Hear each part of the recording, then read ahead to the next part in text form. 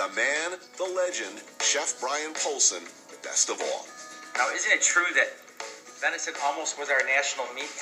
That I couldn't tell you. I read an article, something like that. He's been out here doing God's work, literally writing the book, no really, the book on charcuterie since, like, forever.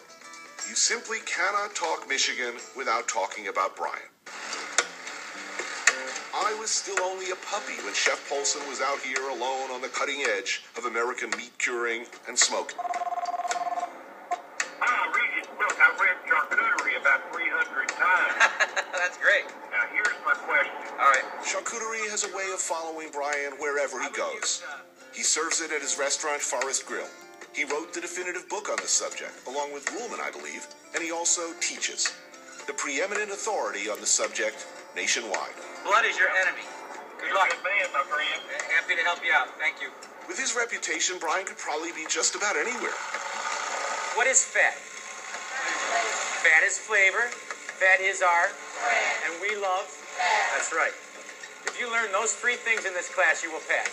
Yet, here he is, out here, at Schoolcraft College in Livonia, Michigan. Exactly where he wants to be. Teaching ancient, pre-refrigeration skills for making magic with meat and game. Practicing charcuterie is like a lawyer practices law or a doctor practices medicine. You don't stop. You don't stop learning. That's what's so exciting about it. There are so many variable conditions that can cause success and failure. There is no formula. What I'd have to teach you is the mentality about the respect of the ingredients and the food and have you understand that principle. And that's what I do here in the classroom. Class is in session. Today's subject matter, fresh, local venison. We start with sausage. Venison by nature is a lean meat, so you have to introduce fat. The venison meat is emulsified with pork fat, salt, seasonings, becoming, as they say, force meat.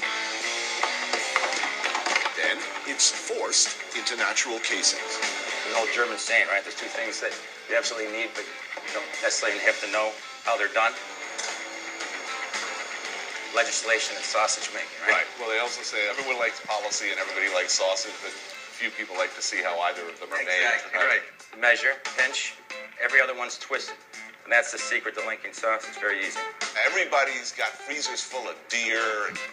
A lot of them don't know how to cook this stuff. I'll tell you what, you're exactly right. Most people take that animal, take this back shafts out for steaks, and that's it. Which is ridiculous because there's so many good things you can do with venison.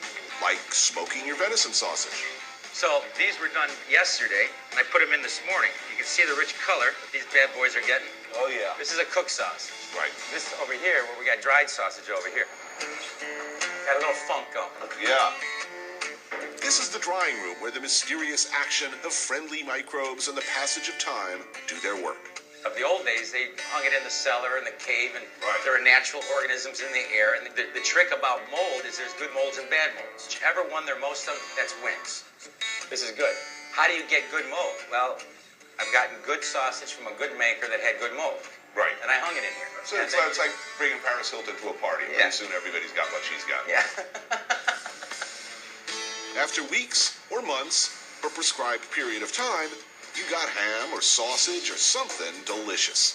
So this is lomo, right? This is duck prosciutto. Yeah, that's really nice. This is Calabria sopressata. The extent of Brian's reach is mind-blowing. There's no meat, no style, no recipe from anywhere in the world he cannot duplicate or sometimes even improve. I look at failure, I don't call it, I say challenge. I say bring it on. I'm from Detroit. You don't like it, I'll burn your car. Okay? You come at me with your fist, I'll come at you with a knife. You come at me with a knife, I'll come at you with a gun. You come at me with a gun, you better kill me because I'm going to keep coming back till one of us is dead and it ain't going to be me. I love that's a Detroit attitude I really There it admire, is. actually. So bring it on, babe. Something else I love? This venison terrine. Wrapped in bacon, of course. Pretty. Chanterelles and the tenderloin. So you got the tenderloin running right up the middle. Right. Chanterelle is your garnish.